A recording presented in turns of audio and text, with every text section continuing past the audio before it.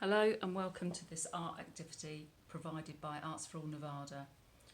Today we're going to do a piece of op art, and op art dates back to the 1960s, where artists started to experiment with different types of lines and colours to create sort of optical illusions where the surface of the paper seemed to move.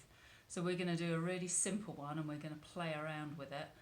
There's going to be two layers, so if we move the top layer, the lines start to look as if they are moving around. So there's two parts to this, so if you only want to do one part, it will still work. So what you will need is a piece of white paper, like printer paper, a slightly thicker piece of paper or thin card that you're going to cut into, a ruler, maybe some ring reinforcements, a pencil, a plastic sheet protector, a pair of scissors, these fasteners that open up, an eraser and some black pens, and I've got some water-based black pens, and I've also got some permanent markers. We're going to use a little bit mix of both. So first thing we're going to do is we're going to work on creating the background piece that goes behind it. So you will need, let's push all this out of the way so we've got some space. You will need your plain white paper and your piece of card. And what we're going to do with the card is take one corner and just work across from one corner to the other corner. If you want to use the ruler, you can, or you can have just a free flowing line, which I'm going to do this time. And then we're going to cut right the way across it. And this is the shape that we are going to trace round and use for our piece of op art, or our optical illusion.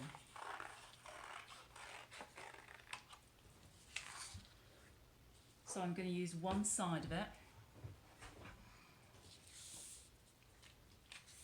I'm going to fold my white piece of paper that's going to be the background in half,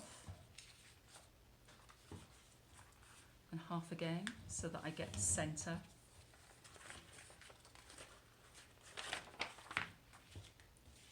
And this piece, and what I'm going to do is I'm going to put a hole right in the middle. I'm going to put the eraser underneath and the pencil right the way through, just to make a sharp hole. And then I'm going to make a hole in this one near the corner, not right at the corner because we've got to turn it around, but enough so it's away and a bit of support. There you go, so we've got a hole in the centre of both. And then we're going to put one of the fasteners through the card and then through the hole in the paper. Turn it over and it's got like two little wings so that we open it up and we keep it secure. So this is the bit that's actually going to turn around. So what I'm going to do is I'm going to start from one corner, and I'm just going to trace that line. Then I'm going to move it round to the middle. I'm going to trace in that line. And then I'm going to move it to the other corner, trace in that line. And then halfway, trace in that line. To the other corner, tracing that line. So you see I'm working my way around just like I would on a clock, just drawing the same line right to the edge and right to the middle.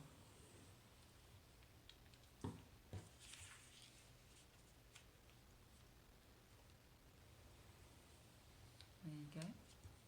So you can leave it like that, or you may want to do another set, sort of taking halfway.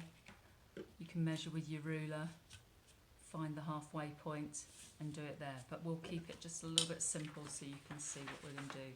So we're going to take that off, put that to the side. I'm going to put a ring reinforce around it just so that hole doesn't get too big, and then we're going to use our black pens. And I'm going to trace the lines.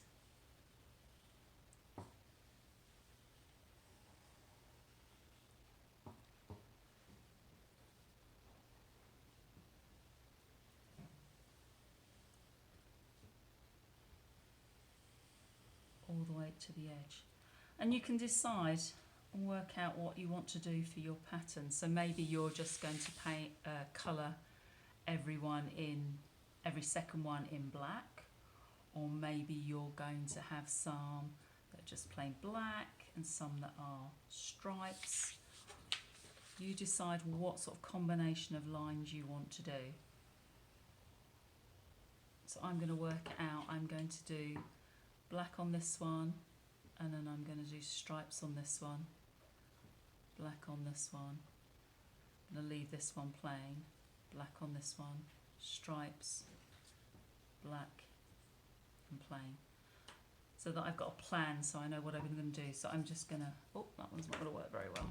I'm going to start colouring them in.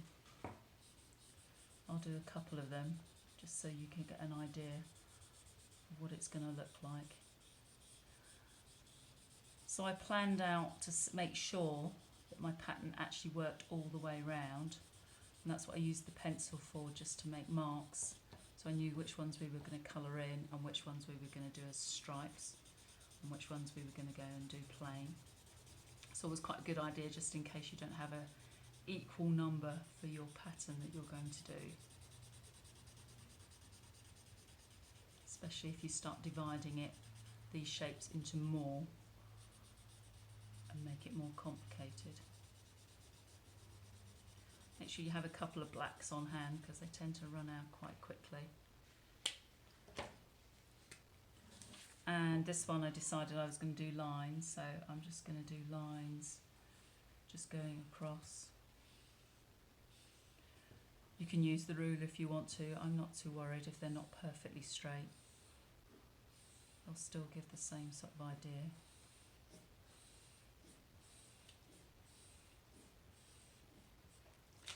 And then I was going to decide to do this one black.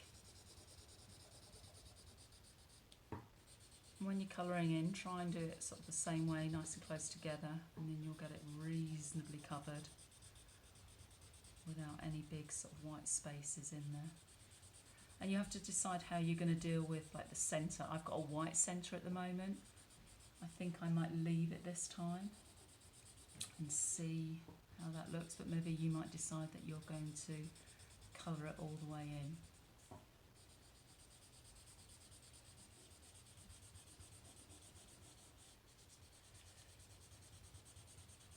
And then my next one was going to be white, and then I was going to colour in this one. So when you've got time, you can finish off all the way round. But that was your background piece, and then we're going to work on the piece that's going on the top. So there's our piece that we had.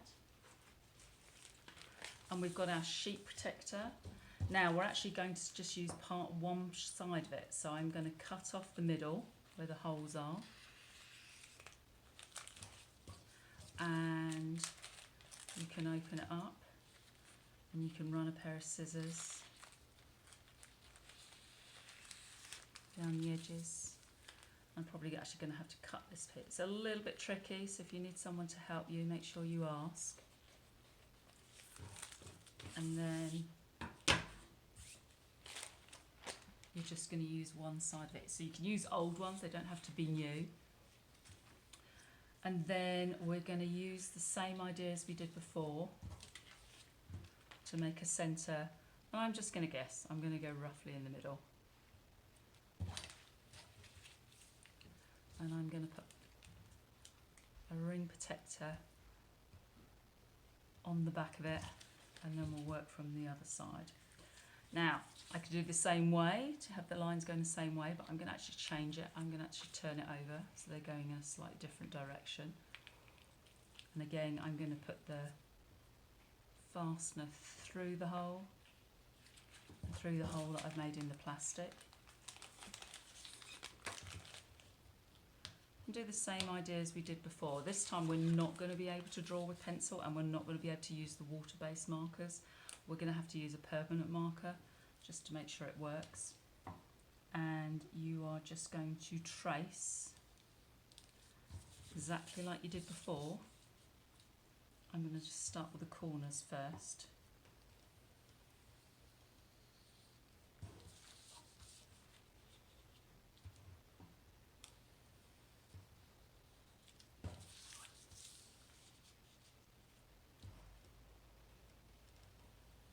And then it's up to you. You might go back to what we did before with another piece in the middle, or maybe I'm just going to make these lines a little bit thicker all the way around. I'm not measuring here, I'm just guessing, deciding what I want to do as I go along. And then I'm going to take it from the centre again, open it up, pull it through, and then you could colour them in, you could do different lines inside. I'm just going to go back to my lines going across.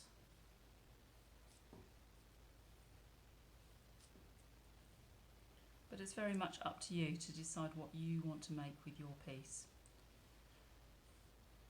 Finish your design on there. Decide if you want to make these lines a bit thicker, if you want to change them at all. Maybe you're going to make this one a little bit bigger and stand out. And then when you're happy with it, you're going to put both pieces together. And you're just going to use the fastener that you've been using all the way along. Take it out of your template, put this through the hole, and then add it to your background piece and see what your optical illusion looks like. So the one that I did before, I even actually coloured in the brad so that you couldn't see it, so that you could move it around and see what designs you could get. So you could play around with the same idea with the optical illusions, maybe using different colours, maybe even thinking about putting stickers or things on this. Play around and see what sort of designs you can get. Thank you for joining me today. I'll see you next time. Bye.